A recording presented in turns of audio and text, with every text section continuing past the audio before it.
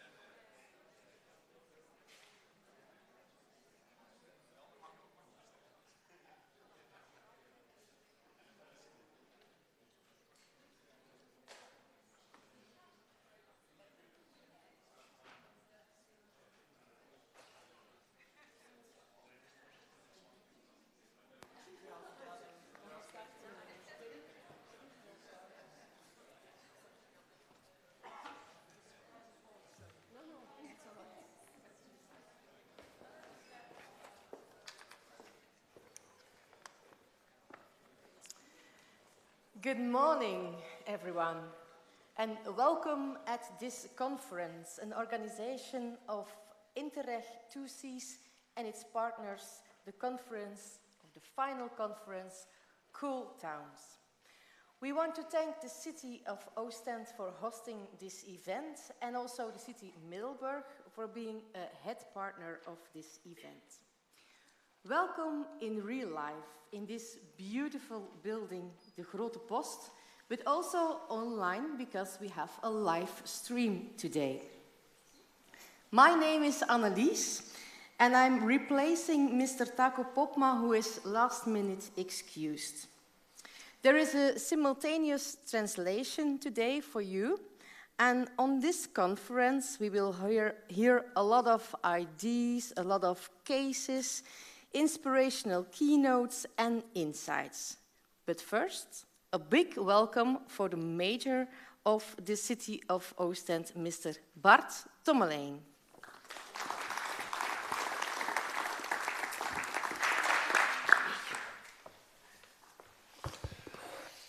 Hello, dear ladies and gentlemen. Welcome in our cool town, Ostend. We are pleased to meet you all in our beautiful cultural center for this interesting conference. Today, refreshing lectures on heat stress in cities will be served. And this conference is organized within the European project Cool Towns. This project is a cooperation between 14 European partners aiming to counteract the negative effects of climate change. More specifically, Cool Towns worked on methods to prevent and limit heat stress as much as possible. Unfortunately, heat stress is, amongst other consequences of climate change, a phenomenon that we are confronted with more and more. The project partnership consists of leading European academic institutions, governmental organizations, towns and private partners. Here in Ostend, we have our own climate plan, Livable Ostend, and tackling heat stress is an important topic within that plan. This theme is even important for the city by the sea, especially when we consider the rapidly aging and therefore more vulnerable population of the city. Heat stress has a negative impact on public health and also on the overall well-being of people. In the different partner cities, a lot of pilots have been realized, and the city of Ostend was given the opportunity to develop the pilot site Leenbaanstraat. A parking lot was transformed into a new green and inviting space where residents and visitors can meet each other. It's an area for recreation, rest and interaction, and a green environment for bees and birds. A visit to this pilot site is programmed after lunch. Ladies and gentlemen, today, here at the closing conference, the project is now coming to our end after 4 years. Time to make up the balance, a very positive balance. During the conference, the main results of the project will be shared, but the view will also be broadened to the more general urban challenge of building the city of the future, a city for people. I wish you all a very interesting day, and I hope you also find time to enjoy the sea and the beach, the many shops and lively atmosphere here in our diverse city. Thank you all. Have a good day.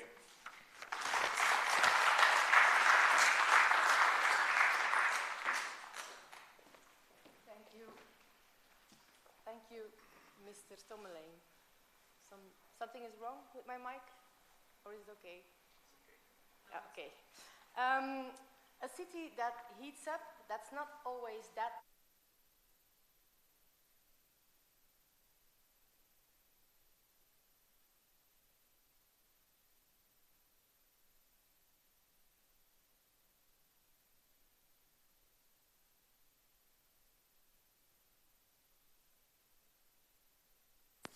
Yeah, right now. It's okay. Sorry, excuse me.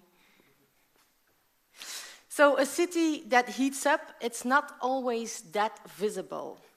But we made a great animation to make it visible what's the problem and what are the solutions.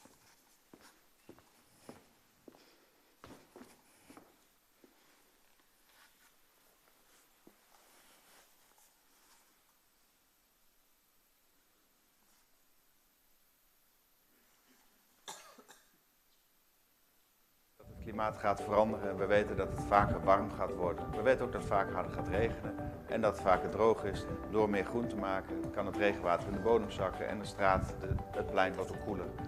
En het maakt de stad ook veel leuker. Het ziet er mooier uit. In order to address the increased risk from extreme heat, 14 partners have joined forces and collaborated on the European project Cool Towns. Het is het enige beetje groen dat we hier in de straat hebben natuurlijk. Dus daarvoor was het hier gewoon een betonvlakte. Ja, en een plek voor de kindjes om te spelen. Ja, absoluut. Ja. Zeker als het zo super warm is, like de hittedagen dat we voorbije week gehad hebben, merken we toch hier wel dat die verkoeling gezocht wordt. Elke druppel telt natuurlijk. Het is niet dat je daar de wereld mee gaat winnen, maar in ieder geval als iedereen dat doet wat er in zijn vermogen ligt, dan creëren we samen een leefbare leefomgeving. Wonderful ideas have already been realized within the Cool Towns project to keep our European cities livable in a changing climate. Het leuke is dat andere mensen zien zo'n straat die vergroend is en die zeggen dat willen wij ook en die gaan dan samen met de gemeente aan de slag. Dus we zien bij steeds meer projecten zie je echt dat mensen groen willen. Mensen het belangrijk vinden, dus dat is heel leuk. Do you want more information? Check out cooltowns.eu.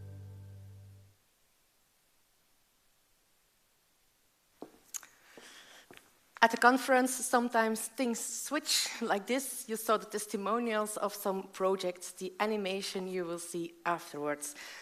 But one thing that is very sure is that we have a very, very nice keynote speaker, and he's already here, so that's a certainty. I'm very happy to announce you Dr. Rutger Denkers. He's a researcher climate resilience at the Wagner University. Have a big applause.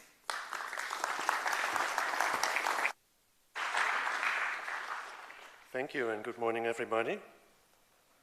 I'm delighted to speak today about some study we have done over the past few years about measurements of heat in the province of Zeeland in the Netherlands. And credit is where credit's due.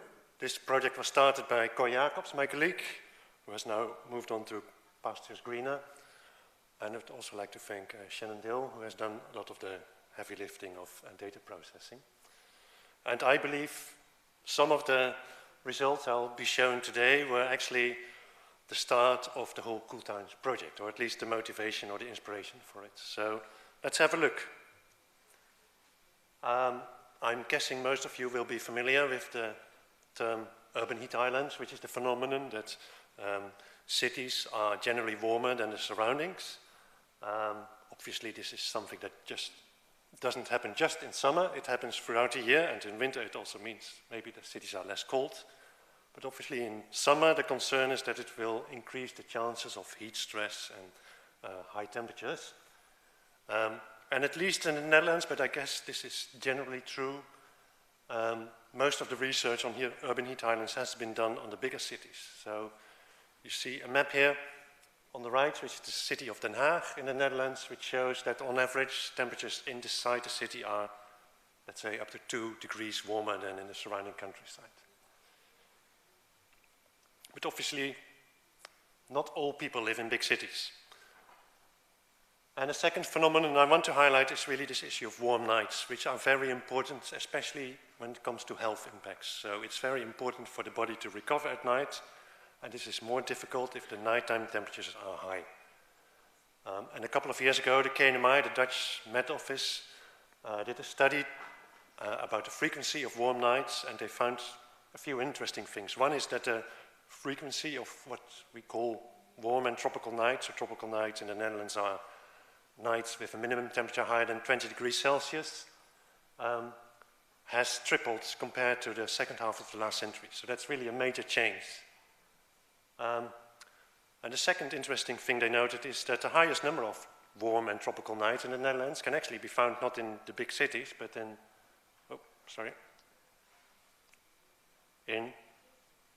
the town of Vlissingen, which is a smaller town in Zeeland on the coast, but it records a high number of warm and tropical nights. And you see two bars in this plot, and that's because KNMI realized at some point that you can calculate this minimum temperature in two different ways. Traditionally, they looked at the lowest temperature in a 24-hour period, and then they recalculated everything, looking only at the minimum temperature between 6 in the evening and 6 in the morning. And that actually gives you a higher number of warm nights, if you do it that way. So what about the province of Zeeland as a case study? This is a more rural part of the Netherlands. It's surrounded by open water, and obviously it's on the coast. It's in the southwest of the Netherlands. And it's also popular in tourists, so the population in summer is likely much higher than the rest of the year. And there's a number of towns and villages in there, but they're not very big compared to some of the biggest cities in the Netherlands. So in 2018, we started a measurement campaign together with the province of Zeeland and the municipality of Middelburg. And the aim really was to get insight in this issue of heat in Zeeland. And we also looked at the influence of urban areas as well as the proximity to the coast. So we set up small measurement stations like the one in the photograph, two of them in a relatively high density area in the city centers or town centers, two in areas with a lower density in the suburbs, and one in a smaller village. And we also look at measurements from 3 reference stations from KNMI. So these are standard weather stations located in an open field. So this map shows the location of these weather stations. So the blue ones are the reference stations from KNMI. Note that one of them is actually located on the other side of the Westerschelde estuary, and the other two are located in what you could call the central part of Zeeland. And one of the KNMI stations, which is the one that was shown in the graph earlier, is actually located right on the coast. So that might explain some of the things we see there. And then we have 2 of these smaller meteo stations in the town centers, one in Vlissingen and one in Middelburg. And we have 2 in the suburbs, again one in Middelburg and one in Vlissingen. And we have one in a smaller village, Heinkensand. To give you an idea, Middelburg has approximately, if I'm not wrong, something like 48 to 50,000 inhabitants. Vlissingen is a little bit smaller, maybe 44, 45,000 inhabitants. Heinkensand, I believe, is something like 5,000 inhabitants. So these are not major cities, but yet they're towns, they're centers for the region. Okay, so this shows you an impression of these weather stations. We have 2 weather stations in the town centers in Middelburg and in Vlissingen. And we have 2 in the suburbs, and one in Heinkensand. And you see, even if it's in the town center, it's not super high density. We don't have extremely high buildings at this location, but we don't have many gardens, for example, and the houses are all adjacent to each other. And if you move to the suburbs, it all looks much greener. There's open spaces, and the houses will have gardens with trees sometimes as well. Okay, so rather than dwelling on the details, I'll just jump to some of the lessons we have learned from these 4 years of measurements. So the first question you may ask is, this is a rural area, it's close to the coast, does heat actually occur in Zeeland? Well, I think the answer is definitely yes.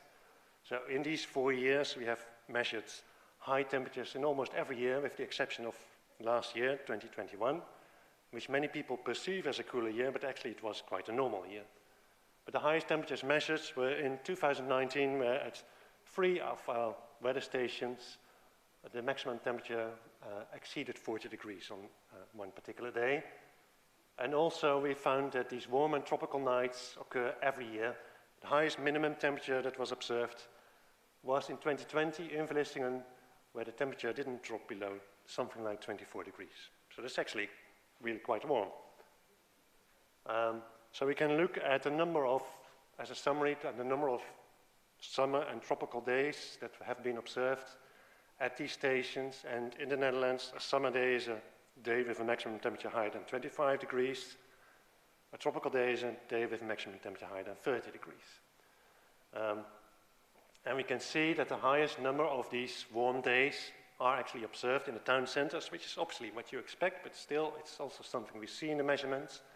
And it's also interesting to compare, for example, the town centers with the suburbs. So we see Scheldestraat is in the center of Vlissingen. We see the number of warm days and the number of tropical days is generally higher than in the suburbs. And this difference is especially notable if you look at the number of summerly days. And also if you look at the maximum temperatures being observed, they're a little bit higher in the town center, but not majorly so. And the same we see in Middelburg.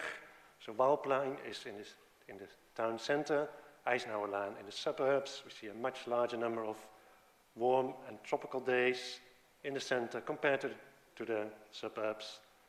And also higher temperatures, but note again, the differences are not super large. If we look at the number of tropical nights, we see a very similar pattern, and actually the differences are a little bit larger now, it seems. So we see a much larger number of warm and tropical nights in Scheldestraat in the center of Vlissingen compared to the suburbs. And again, also in Waalplein in Middelburg compared to the suburbs. And now we see that actually the nighttime temperature differences are actually a bit larger than during daytime. So it's something like in the order of 2 to 3 degrees. Note also that in 2021, which was a normal year, again, many people perceived it as a cool year.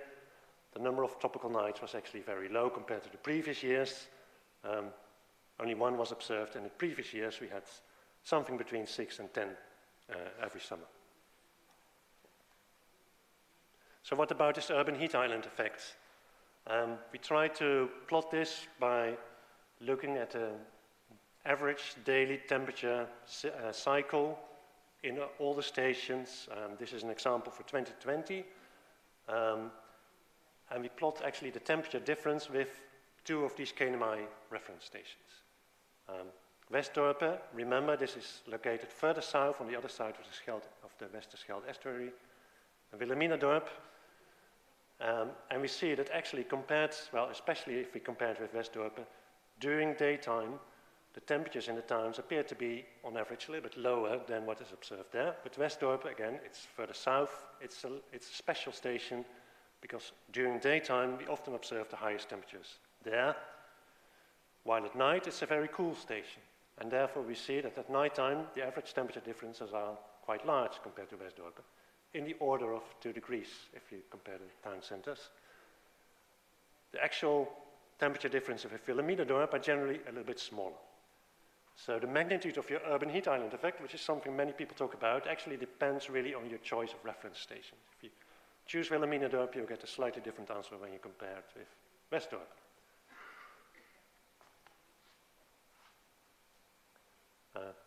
That's all good and well, but what about heat stress? Heat stress does not only depend on temperature, it also depends on a number of other factors. Think about radiation, humidity, or wind.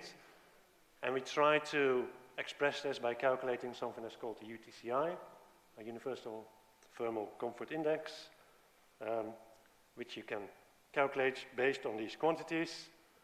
And then we can look at how often at a particular station, at a particular site, we are in one of these categories of heat stress. So this is a widely used scale for UTCI values, ranging from cold stress to normal conditions with no thermal stress to extreme heat stress. You could say this is sort of a feels-like temperature. This is an example from 2018, but we see similar in the other years as well. So we see that, majority of time in summer, this is the summer half year, so from April to September, we see that we are in no thermal heat stress conditions, but a considerable part of the year, we are in conditions that could give rise to heat stress, at least in some part of the population. And we see that this proportion of time is actually larger, again, in the town centers compared to the suburbs, and it's much higher in all of the urban measurement stations compared to the reference stations which are located in open areas. And one of the explanations for that, we believe, is that in addition to the higher temperature, you may observe in town centers, also the wind speed in the urban environment is much lower, and therefore you have less ventilation and therefore a higher risk of heat stress. So what about being close to the coast? What does that mean? Well, again, we can look at an indicator like the number of warm and tropical days. And if we, for example, compare Heinkensand, which is a smaller village but further inland compared to Vlissingen, for example, we see that the number of warm and tropical days actually it's not that different. So at this scale, which is a relatively small scale, we cannot really discriminate a clear effect of being close to the coast, at least when we look at daytime temperatures. At nighttime temperatures, differences are perhaps a little bit smaller, but not majorly so. So it's interesting to compare, for example, Vlissingen-Scheldestraat, so the city center of Vlissingen, compared to Vlissingen-Westerzicht, which is in the suburbs, and Middelburg-Waalplein, which is a little bit further north, but again it's in the center of Middelburg. And we see that the minimum temperatures at night, as well as the number of tropical nights, is actually larger in Middelburg in the center compared to, for example, the suburbs of Vlissingen, even though this is, strictly speaking, closer to the coast. So if anything, at this scale, being in a town center actually seems to have at least as large an effect, if not a little bit larger effect, than being close to the coast. Having said that, there's obviously also a regional signal as well. And that's why at the beginning we saw that all the KNMI weather station in the Netherlands, the number of tropical nights was highest in Vlissingen. So we tried to analyze that a little bit further. So we compared the air temperatures at night with the seawater temperatures close to Vlissingen again. So in this graph, the red line is the water temperature, and the green and the blue lines are the two weather stations in Vlissingen, in the center. So we have the KNMI station, which is directly on the coast, and we have the blue line, the measurements from the town center of Vlissingen. Well, first of all, we see that the water temperature is much slower to respond to warming compared to the air temperature. So time of the year also matters. So early in the year, the water temperatures are cooler. Later in the year, water temperatures are higher. But we also see when we have these really warm nights, like this peak here or this peak here, actually the air temperatures are still higher than the water temperature. And we also see that when we have high water temperatures, it does not guarantee high minimum temperatures at night. So we see, for example, here we have a high water temperature, but the nighttime temperature in the town is something like 16 degrees, and here I think the difference is even a little bit larger. So yes, the water temperature is a compounding factor, but it does not automatically guarantee high nighttime temperatures at night. And the driving force in the variability of these airtime temperatures really, first and foremost, is the meteorology.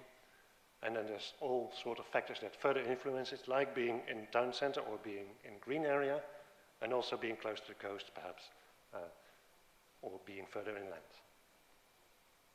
So to summarize, I think yes, heat does also occur in a coastal area like Zeeland. For example, we have seen that conditions that are conducive of at least moderate heat stress can be observed in something like 20 to 30% of the summer days, at least in the current climate.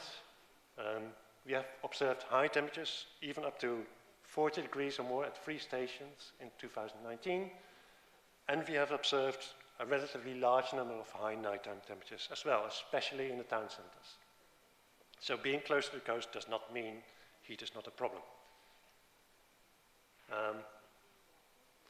We can observe that the urban heat island effect occurs also in smaller towns, and it's particularly pronounced at night, but the magnitude of the urban heat island really depends on which reference station you choose. But actually, that's perhaps not so important. What's really important is that town centers are, on average, something like 1 degree warmer than the suburbs, which are greener and more open. And we also have seen that the town centers have a higher number of summer and tropical days, and also especially a higher number of tropical nights. And we have seen that all of the urban stations see higher heat stress categories in the afternoon. So the influence of being close to the coast really depends on the weather conditions first and foremost, and perhaps also on the time of the year. We couldn't find a clear indication of a cooling effect of the sea during warm and hot days, but you have to remember that in this part of Europe, when we have hot days in summer, it's usually associated with a flow from the south or the east, and then the influence of the coast, of the sea, is probably quite minimal anyway, and could be restricted perhaps only to a small strip on the coast. We have also seen from the earlier study from KNMI that warm and tropical nights occur more frequently in this area compared to areas further inland in the Netherlands. However, building density seems to be very important as well when it comes to especially the occurrence of these warm nights. So I wanted to end with an outlook. Obviously, we have done measurements for a few years, but what most people are really concerned about, of course, is how it will change into the future. So next year, KNMI will produce new climate scenarios for the Netherlands, but we can still have a look at climate scenarios from the old climate scenarios from a couple of years ago, from 2014. And yeah, there's a lot of things you can say about the scenarios, but at least there's an indication there that for Vlissingen, the number of tropical days may have doubled compared to the climate average of this, of this period, 1981 to 2010, may have doubled by the 2030s. And looking a little bit further ahead, under a high-end climate change scenarios, the number of tropical days may increase 5 to 6-fold. That's obviously a large change, but what concerns me is actually the number of warm and tropical days we have observed in recent years is actually already in actual magnitude comparable to what has been projected earlier for the 2030s. So it looks like this change is going a little bit faster than what was predicted only a couple of years ago. And in the Netherlands, we can also look at these very detailed maps in something that's called the Climate Impact Atlas, Klimaateffect Atlas. And again, we look at, this is indicator of physiological equivalent temperature on hot summer afternoons. This is the baseline scenario. This is for the 2050s. And again, we see quite a large increase everywhere in the city, which means that we will see warmer conditions, especially in the town center, but also in the suburbs. So this is something to keep in mind when we make plans for the future, I suppose. And I think I should stop here. And happy to take any questions, otherwise feel free to contact me.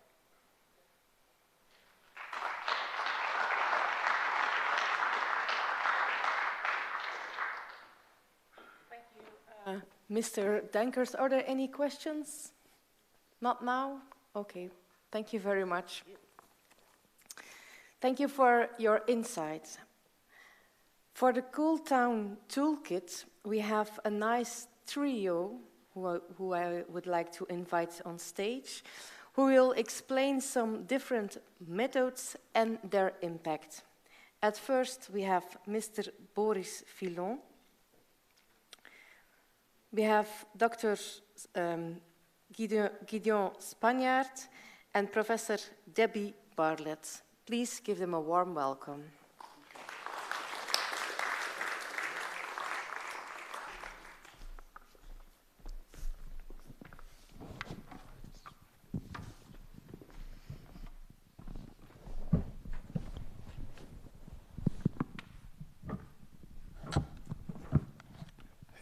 Hello everyone. Thank you for being here. How to combat heat stress in cities? Sorry, I just have to take the pointer.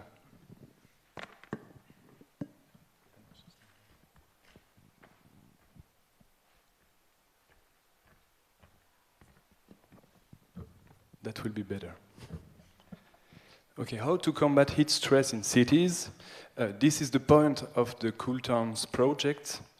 And Cool Towns project aims to help you to find solutions to combat heat stress in small and medium-sized cities in Northwest Europe. This is today the final conference, but we are not at the end of the project. I mean, now it's the time for us to share all that knowledge that has been accumulated during 4 years of work. And we wanted to we want that all that knowledge is useful, and we want to make it useful for everyone. So I will take a few minutes, not more, to introduce you to the Cool Towns Toolkit. So first, in 4 years of work, we produced a lot of documents, a lot of tools. You can see an overview here. So what is important at the end of a project is to be able to organize that, to make it useful and to make it clear for you. So from the beginning of the project, we thought about how to organize all this knowledge and to organize it to make it accessible. And that's why we have created the roadmap. So I will briefly explain to you what is the roadmap. We decided to create that roadmap with 5 steps, which are really important. So those 5 steps, you can see that on the screen. Step 1, what is heat stress? So the definition of the notion. Step 2, what places have heat stress potential? So you can identify the places where the heat stress can occur, happens. Step 3, what is the best options to reduce heat stress in my urban area? So here you will find type of interventions to reduce heat stress. Then the step 4, the case studies. So here you will have some lessons learned from all the pilot projects of Cool Towns. And the step 5, really important, developing a city-wide strategy. So we will go further into those 5 steps.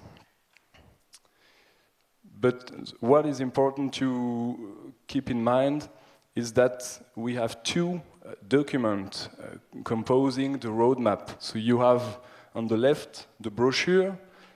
You have maybe at the entrance of the room. You could have a brochure. You could get one, and you have the poster on the right of the screen. You can see on the poster the 5 steps that I've just described before, and so that 5 steps are really the common thread of all the projects. So it helps you to. It's like a summary, and so looking at that summary helps you to go into the Cool Towns project. And if I go just into more detailed in the poster, you see that it's organized with those 5 steps. You have short text describing every step, and you have little icons. Every icon corresponds to a deliverable of Cool Towns, so really easy to not be lost in the project. The brochure, it's a short and synthetic document too, 16 pages, and you find it's organized with the 5 steps too. So it's the same structure as the poster, but I would say the poster is really a summary document, and the brochure is a more detailed summary. So you find everything you need to know, and then you can choose to go deeper and to observe some documents deeply if you want to. And here I won't go too deep into the explanations of every deliverables, because that will be the role of my colleagues right after me. But I just want to show you quickly an overview of what is that brochure. So you see here the first step with what is heat stress. So Gideon, right after me, will explain in detail that notion, really important. The second step, it's the question of the places. So Gideon will explain too how you can identify those places where heat stress happens. And just to show you, we have example of workshop, of thermal walks, of maps, the urban heat atlas, etc. A lot of tools in that step 2, which is really important. Then you have the step 3.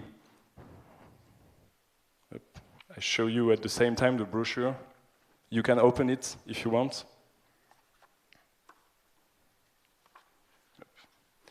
So the step 3, it's going more into details through the types of interventions you can implement on your urban areas.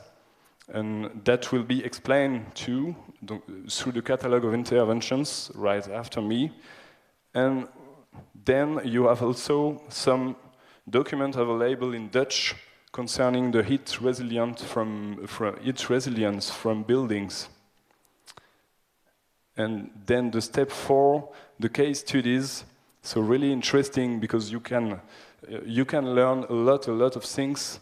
Every pilot in every city of Cool Towns has an experience and shared it through the case studies, and Debbie will explain it. We'll go into details right after. And then at the end, the step 5. Which is important, which is the goal of the Cool Towns project, is to help you to develop your own strategy, your own heat resilience strategy. And you have here a review of a policy context, so explaining you the legislative context concerning heat stress, of course, in the 4 cities, in the 4 countries concerned by the Cool Towns project. So you can learn a lot about that policy framework, and you can see how you, as local authority, for example, you can act and you can add ambition to that policy framework. That's the first thing in the step 5. And last thing, really important, the heat resilience strategy. Each pilot city in the Cool Towns project has developed its own strategy by following the 5 steps I have just described before. So we did the exercise to take that steps, and you can see by looking at those strategies what kind of actions have been taken by every city, what kind of actions will be taken in the future. So it's really a nice document to learn about how, as a local authority, I can organize myself to respond to fight heat stress. So thank you. I will give the floor to Gideon.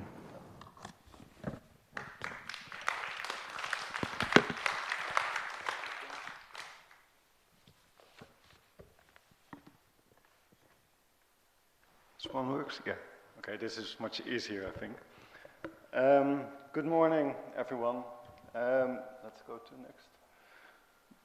This morning I'm going to present to you the Urban Heat Atlas. It's a publication based on 4 years of research we conducted together with the Cool Towns partners, identifying heat stress in the city and also how it actually impacts our city life. And then I go to the second part of the presentation where we will discuss the effectiveness of heat stress interventions. So how can we create more cooling capacity in the city?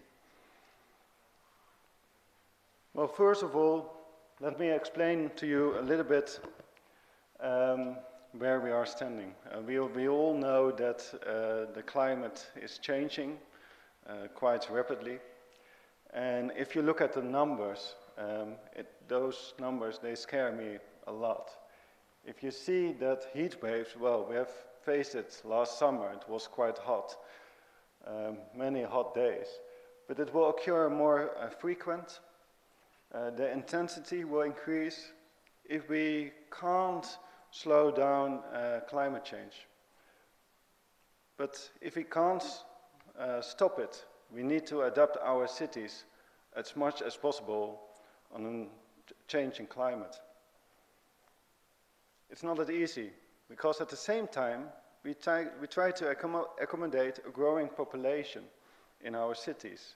We try to densify our cities rather than expanding it.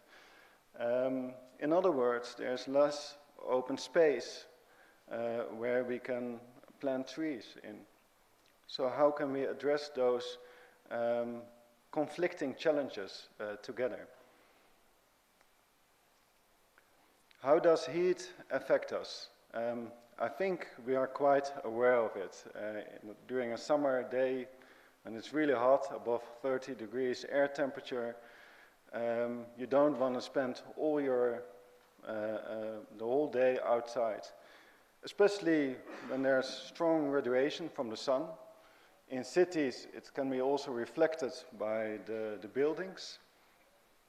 If there are other factors involved, like very high humidity levels, like in the tropics, it can be quickly a bit tiring, I think. But when it's very windy, even during a very hot day, it can be doable.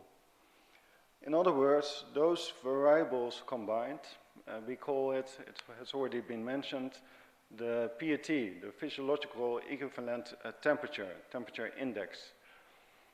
And attached to that, we have those stress grades of the PET. And here that those locations of the cities are labeled heat stress, strong heat stress, extreme. Over the years, they are adding some extra grades where it's unbearable to spend your time for a day during summertime when it's really hot. It can be very problematic, I think.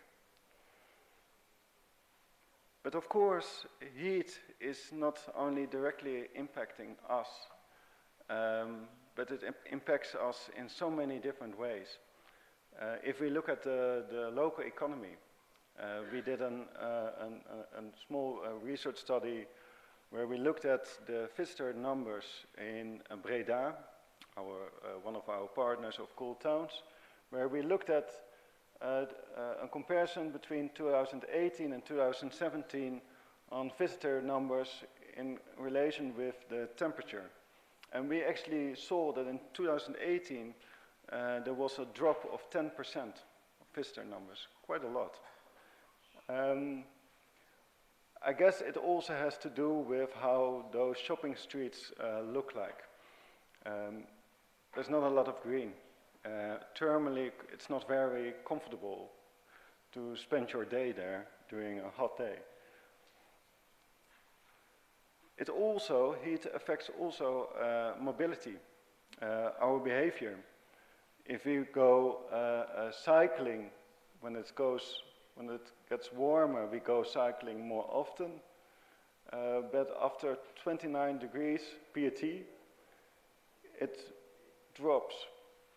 We prefer to go on foot or take the car. And that impacts climate change, again, CO2 emissions. So if we want to create those pedestrian-friendly cities, also in cycle-friendly cities, we need to see how can we create thermally comfortable cycle and pedestrian routes in our cities. Tackling heat vulnerabilities it asks a shift in focus. Over the last years, there was a lot of attention on the heat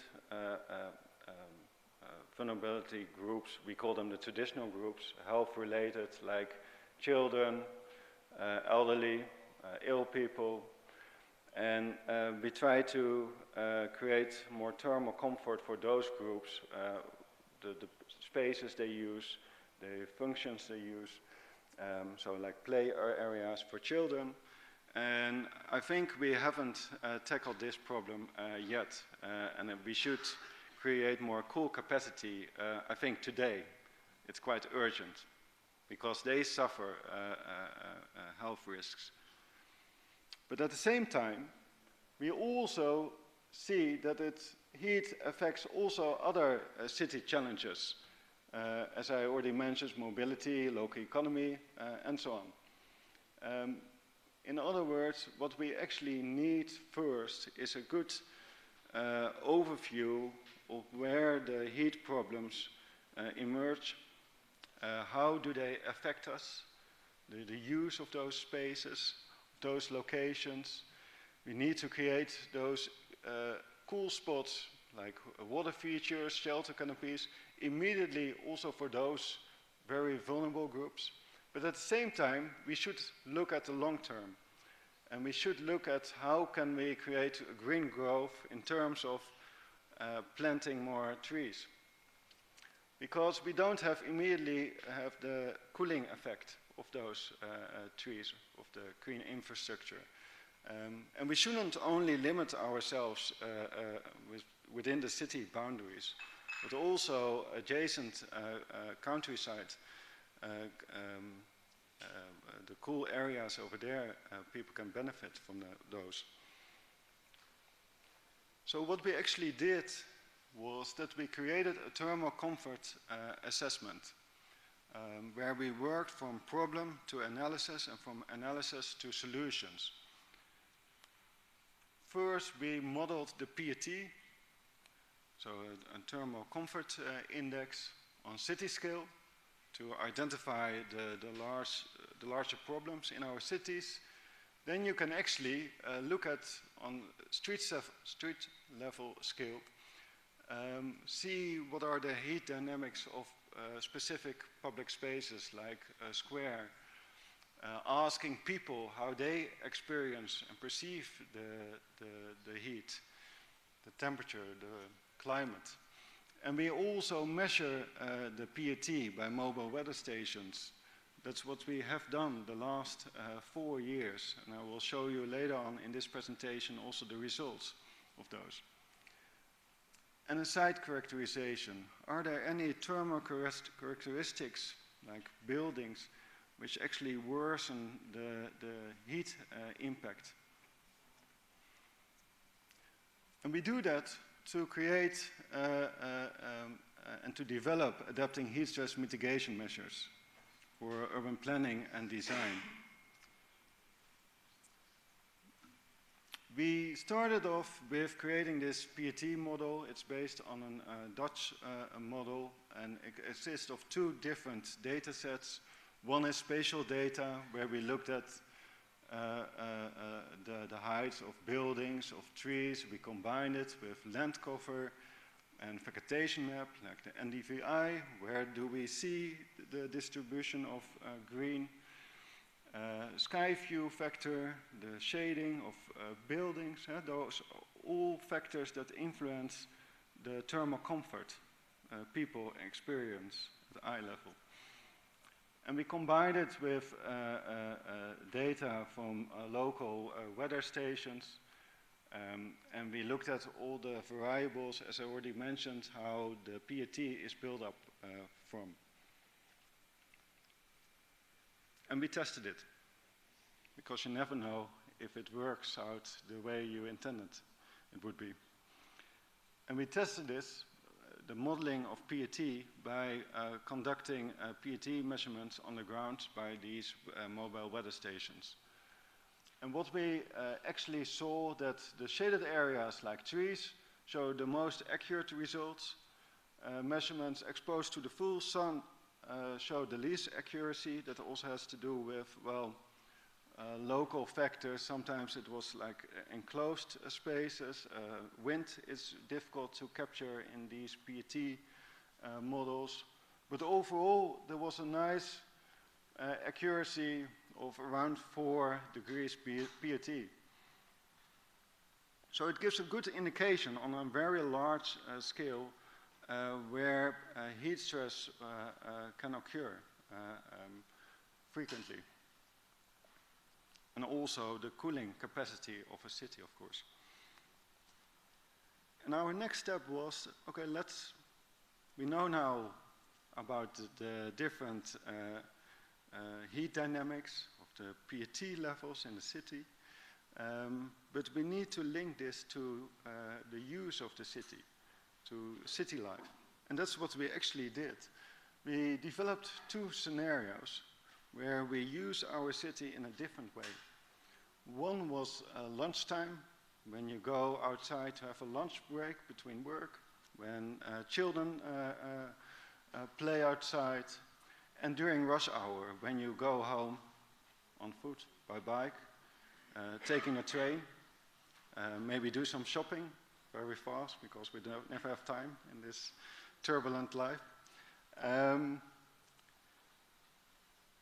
we looked at different air temperatures, 28 degrees for the lunchtime scenario and 33 for the rush hour, with a little bit more wind speed, lower humidity levels. And what we did is, for the 10 municipalities which was included in the Cool Towns project, we mapped the scenarios for each municipality and see where the problems were. And that's what you can find in the Urban Heat Atlas we developed over the last 4 years. I have one over here, but it's also open access, available online. I will show you at the end of the presentation. So let's take an example. Zelzate in Belgium. A municipality, it's a bit small, separated by a canal. And here's the city center. And there could have been a really nice corridor from the north to the south, but it's disrupted by the city center, where there's not a lot of green. So with lunchtime scenario, what do you see? There's only a little bit slight heat stress in those parks. That makes a huge difference during warm days. It will feel quite cool if you go there, especially from a very hot location. And then you see these orange locations, extreme heat stress level 1. So that's already quite serious at lunchtime. At rush hour, it can be even worse. And these scenarios are based on 30 years of meteorological data, so it can occur often here in Western Europe. Here we see there's a problem in the city center. Let's have a look at that location. So this is a zoom in, where you see the green parks on both sides. And here you see well, we call it a transport hub. It's a bus station, and it looks like this. No green at all. So imagine that you travel to that location, you're heated up, your body is heated up, and then you are waiting for the bus, exposed to the sun. And that's just maybe when you come home, you feel tired. It can be even worse than that. So, but there are also other locations like trees in a row, or like pocket parks, where you could escape the heat. So in other words, we can differentiate, we can see that there are different categories. The traditional vulnerable health groups, I already mentioned, but also vulnerable locations attached to certain user groups, like children. We have schools, playgrounds, we have care homes for elderly, shopping areas, and also the routes towards those locations and the activities you conduct over there. If you go shopping, if you take the bike to go to the bus station, for instance. We need to consider all those categories. So there are some strategic choices to make. And how can we actually prioritize neighborhoods if we look at our cities? Well, we made maps based on the vegetated percentage, then you can see this neighborhood, it's called a market neighborhood. It hasn't got a lot of green. We also looked at the population density. Of course, there are a lot of people living over there. That's what you often see in centers. Socio-economical score we looked at, but also heat stress levels. Well, there is not a lot of green, and there's not a lot of cool area, square meter per inhabitant. So you could justify to develop some interventions over there. Especially to make those functions which you have over there, like the library, the shops, to make them and keep them accessible during warmer days. So here we see the market area. They have big trees, but they are pruned, so sometimes you just need to let them grow, and the cool capacity will grow together with the green. And here they actually recently planted the trees of a route, a cycle route towards the bus station. So within a couple of years it will be much cooler over there. So some key takeaways of this first part of the presentation. If we look at the center areas, I think we need to start with making cool spots where we can. And there's really a huge challenge to do that, like squares. There are only a few trees, and that's not enough, and also shopping streets. Historical green capital, we need to see if we have those in your city, how can we improve the quality? How can we connect, for instance, like in Breda, this green-blue ring all around the medieval city center by planting some extra trees? But we also saw that we need to address the heat problems at the beach waterfront locations. People go to the sea to cool down. You won't stop them. But you need to see how can we create a cool route towards the beach so they are not heated up when they arrive. And also create some cool areas like parks nearby so they can escape the heat. And then we have also climate-proofing infrastructure like bus and train stations. There are not a lot of shading opportunities there as well. And vulnerable groups, I already mentioned them, like if you go on foot to the center, for instance, or if you cycle, you are often exposed to the sun. But also young people, they never realize that they are heating up. They just want to play, and how can you make it thermally comfortable for them? So, to prioritize areas, we need a multi-level heat stress assessment, as I just explained, from identifying the heat stress and the heat problems and how it impacts us, the city, to use a network analysis. What are the different functions a specific user group, like children or elderly or shoppers actually use, to come up with the best solution for that specific location.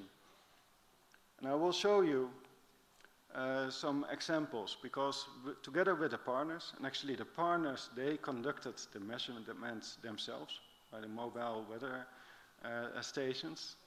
I think it's quite a big accomplishment because it's not that easy.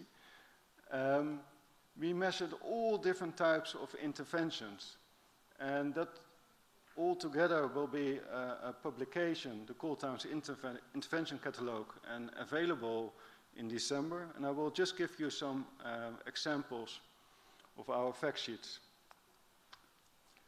So this is what we already discussed. There are all different types of urban spaces which are vulnerable, like city centers. We also have mobility hubs all around, and also, of course, residential streets, and so on. and they need solutions. And there are a whole variety of street level solutions available. Trees are very effective. Between 3 and 20 degrees PET we actually measured.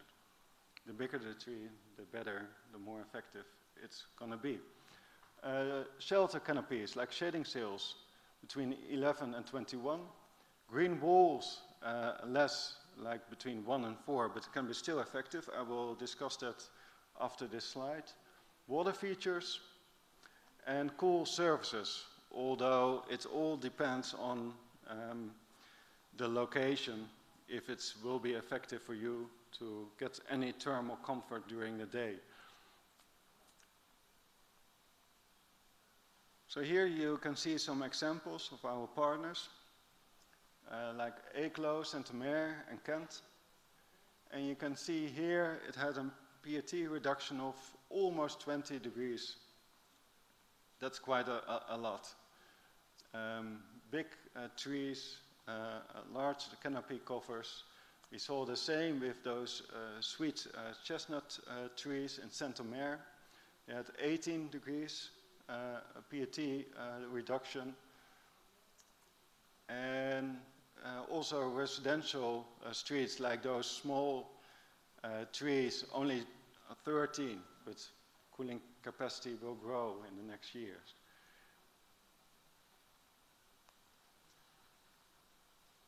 If we look at shelter canopies, there are different types of shelter canopies. We have the pergola at the municipality of Middelburg. It's a very matured one.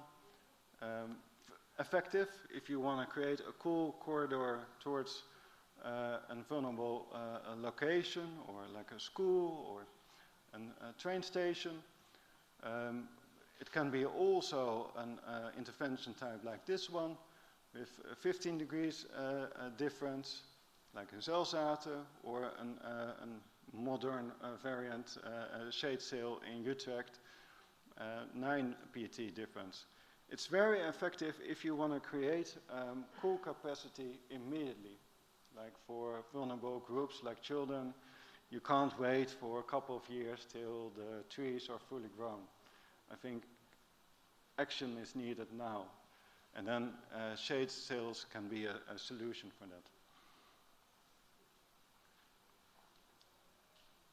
Water features. Well, we have all different types of water features. Here you can see in Merelbeke, children often play in this water feature. There's not a lot of PET reduction, 1, 2, 3 degrees PET difference. It matters, therefore, where you are standing. Are you standing next to the water or a meter away? Meter away, maybe you won't sense any cool effect from that intervention. But if you are making contact with the water, yes, of course, it will cool down your body. So it can be very effective, especially at locations where you can't plant trees. But you want to provide some cooling for children, but I would almost say it's also needed for adults. I think we need to create a culture of putting our legs in the water, making contact with the water, so to cool down very fast. I think we lost that somewhere. Measurement results of the green walls. Again, also very little PET reduction, but you will sense the cooling effect of this intervention if you're walking next to it, or if you are sitting on a terrace next to this green wall. It can be still a very effective one, especially if you also look at indoors thermal comfort. Well, cool surfaces, it's not easy to measure by mobile weather stations, especially if you measure them on 1.10 height, what we have done with all the other intervention types. So we really applied a standardized approach. But if you go closer to the ground, like 60 centimeters, there is some PET reduction. And it can be effective. If you're laying in the grass, like all the young people, I think, do in summertime, it can be a good solution. So this is an example of one of our fact sheets. We have a whole variety for a couple of examples for each intervention type. Quite a large number for the different tree species, different heights. And I would like to close this presentation with some key takeaways. Evaluate the effectiveness of heat stress interventions in decision making, not only on the PET results, as I have showed you, but also on the spatial context, the user group, for who are we actually developing this, the preference and co-benefits. Consider in the decision making how the cooling capacity of interventions evolves over time, depending on their species, canopy cover, and growth rate. Do we need a cooling effect right now, or can we wait for a couple of years more? Take into account the time of peak use and social movement, and whether the focus is on creating cool spots, cool corridors, or cool areas. Developing cool spots where they are needed the most, but also embrace a multi-level ecosystem approach. Not looking at only at street level, but also city level and landscape level as well. And the last one, begin today with a shift in focus from vulnerable groups only to vulnerable city life activities, spaces, and strategies to develop effective climate change adaptation strategies. I already mentioned the Urban Heat Atlas. You can find it online on cooltowns.eu website, but also over here. It's a large URL. I'm sorry for that. This book will provide you and explain the whole TCA, the Thermal Comfort Assessment methodology. If you want to measure the effectiveness of your interventions in your town yourself, you can use the Cooltowns Heat Stress Measurement Protocol. It's also online available at cooltowns.eu. And the intervention catalog with some good examples also on the effectiveness of different types of interventions will be coming out in December. Thank you. I would like to give the floor to Debbie Bartlett.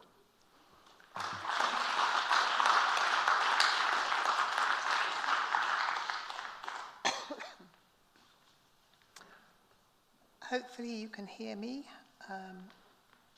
It's working out forward. Yeah, okay. When I was thinking about preparing this presentation, I thought back to the original bid document and what we were trying to achieve. And this is it in a nutshell, and particularly this bit here. I think the Heat Atlas does a very good job of introducing a sense of urgency, and the skills and the knowledge, will be provided by the intervention catalogue and to some extent by the case studies. Now, I thought about, well, who do we actually mean by spatial specifiers? And I think it's worth thinking about our spatial specifiers. And the first among these is the design professionals, the landscape architects, the engineers, the urban planners, the people who are looking at redesigning existing urban spaces and also creating new ones. And they have a range of needs and agendas, first among which is evidence. And one of the key roles of the case studies is to provide actual evidence from worked examples that people have done on the ground with the measurements that Gideon has spoken about. And he mentioned the catalogue, the measurement protocol, which shows how these were done. The other people involved in specifying is elected representatives. Now, while these might have eventual oversee about budgets, they have many, many agendas. And heat stress will just be one among many. So bearing that in mind, there's the financial issue. Need to know not just the cost of things, but whether they're good value. Also, when we're thinking about urban spaces, we're not just thinking about people using them in times of hot weather. We're also thinking about how they're used all the year round for particular events that might happen occasionally, bearing in mind the access for emergency vehicles, which would happen occasionally, but also street cleaning, removal of rubbish. There are many things that go on. And the other thing that is of real interest to elected representatives is how acceptable things are in terms of the public view. So the role of the case studies is to pull these strands together and provide summary information based on, as I said, worked examples. And this is how they fit into the overall toolkit with the roadmap and the other documents that have been prepared. Now, we know that there are a lot of different ways in which we can cool the microclimate, and as has been said previously, the important thing is choosing which is best for any particular situation. But when we were thinking about this toolkit, at an early stage in the project, all of the partner organisations were asked to ask people who were involved in specifying our spatial specifiers, whole range of different stakeholders, what they needed in order to implement heat stress reduction strategies by putting in interventions in their public open space.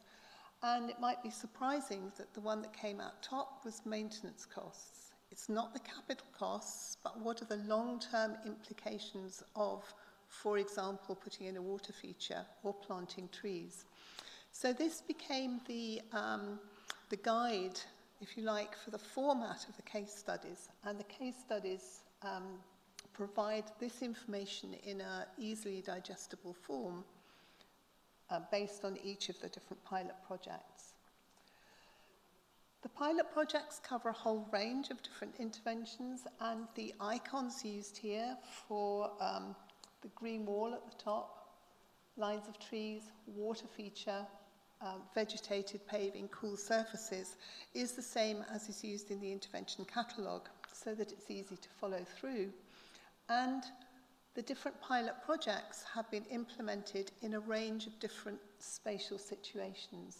City centres and shopping areas, schools and playgrounds, where you have the vulnerable younger people, and also in residential areas. So all of these have a case study written up for them, which will be available on the website shortly. So the case studies actually provide the evidence of the effectiveness of the particular intervention in terms of reducing heat stress. I have no idea what that means.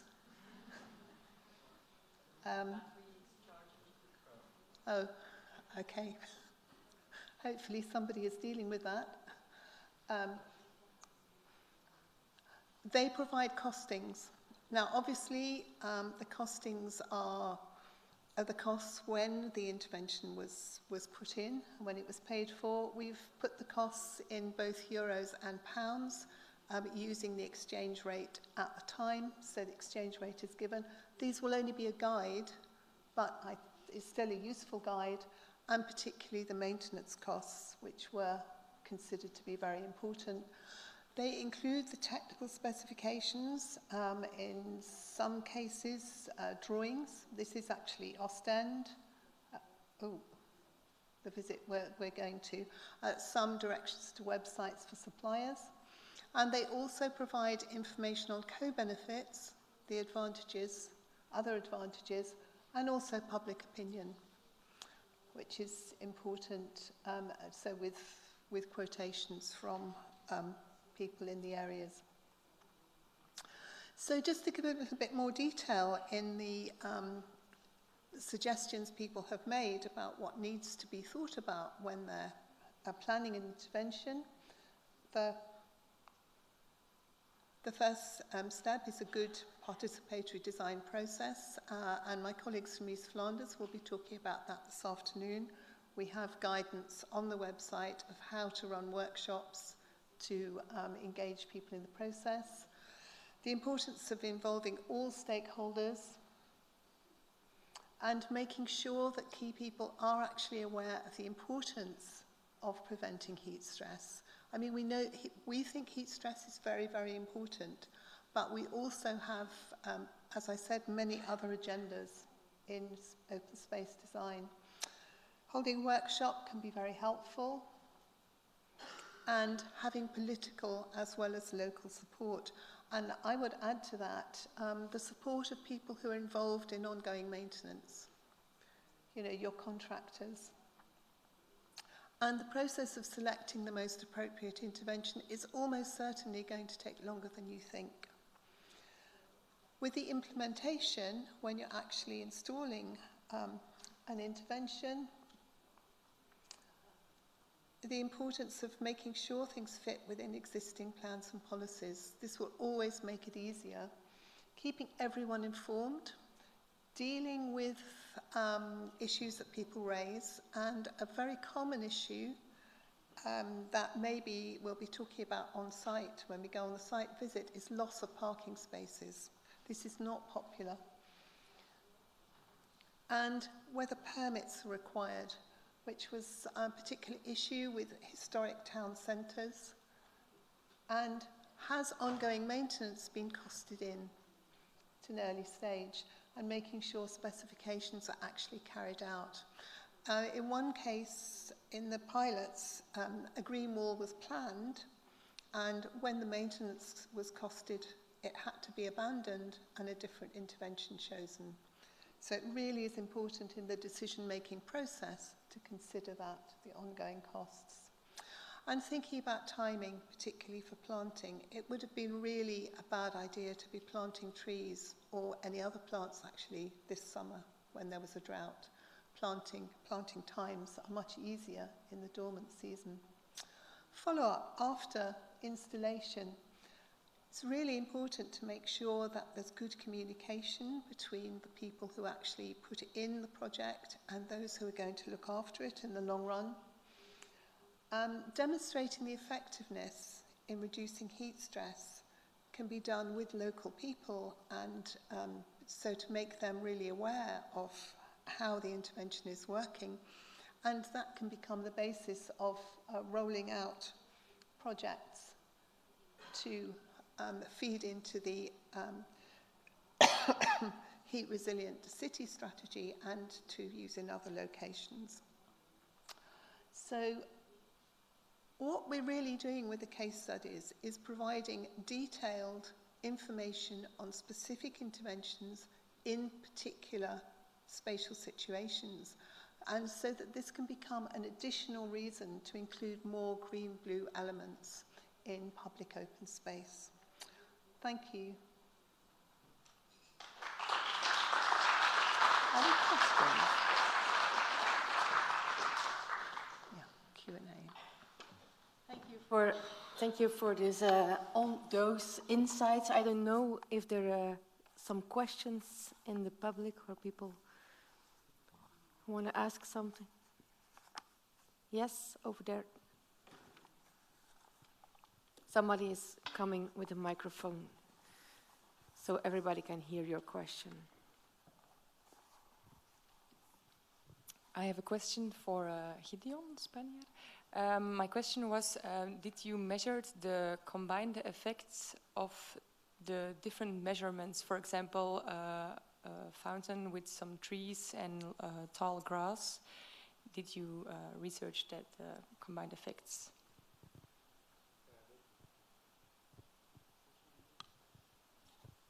This one?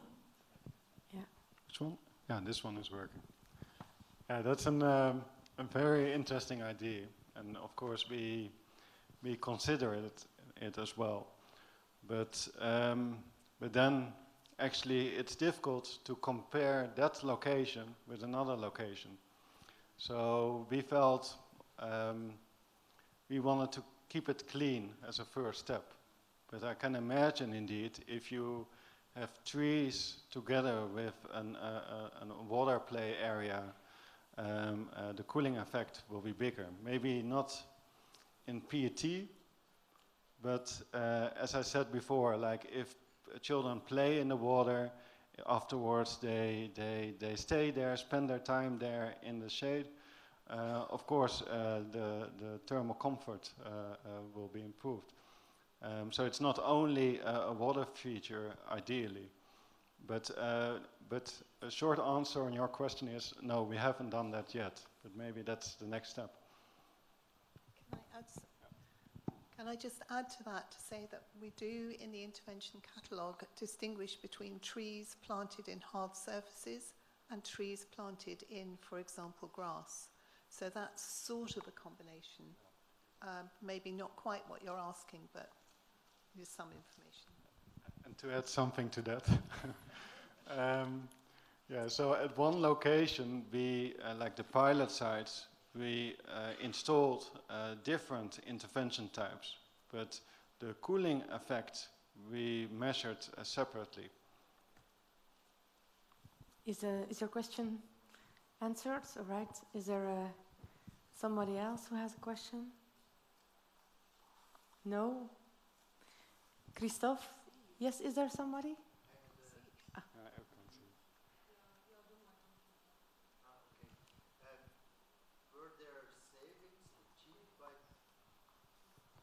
Isn't working.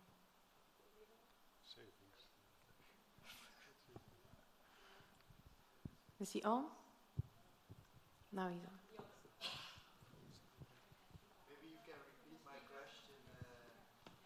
Were there savings achieved by planting trees?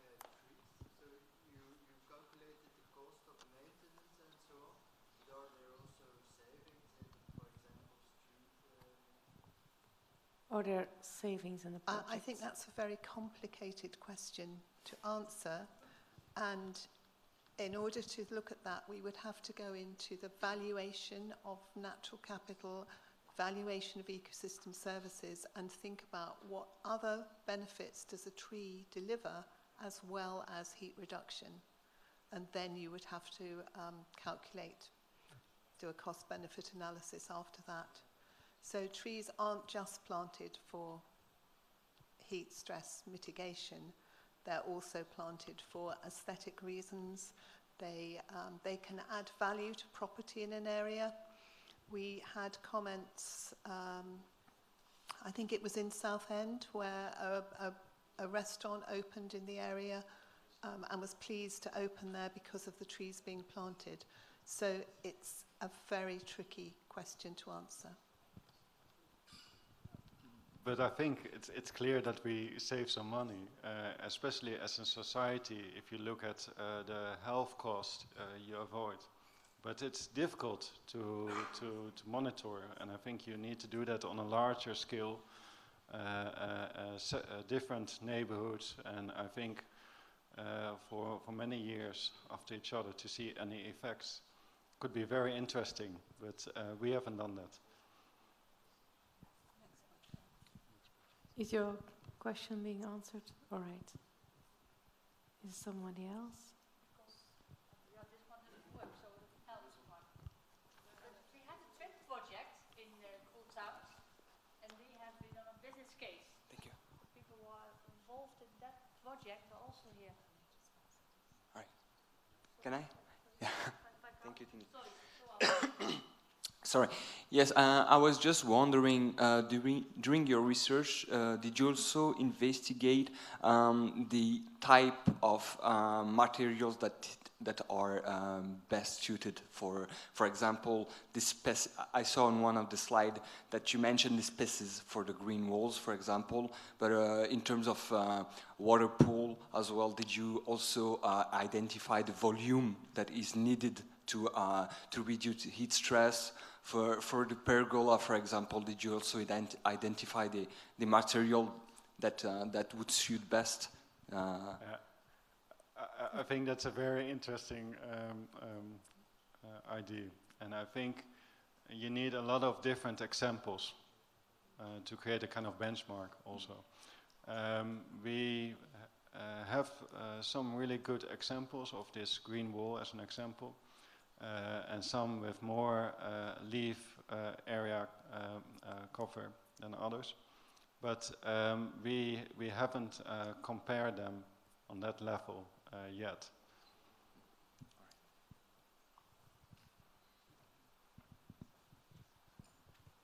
Somebody else? I think we have time for one more question. Somebody is in the back. Yes, it was you.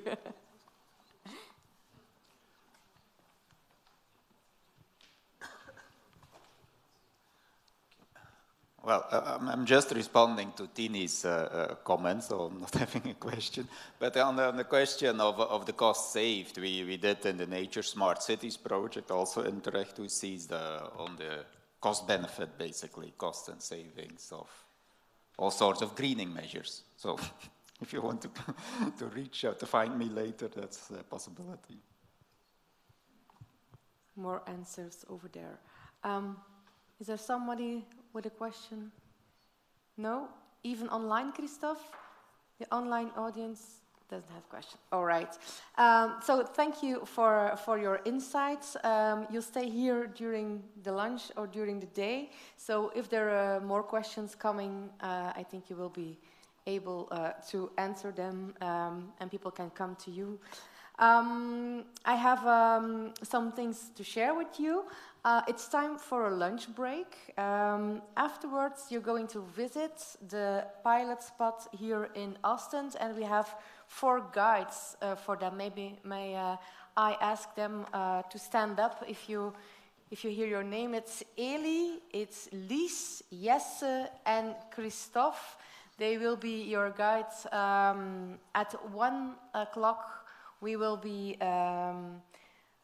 happy to see you at the entrance of the Grote Post. And for the French audience, you can hold your headphones because then you have the translation also during the visits. That's it for the audience who is following online. We will be back here at 2 o'clock after the walk. And I wish you all a nice lunch break and a very nice walk. See you later.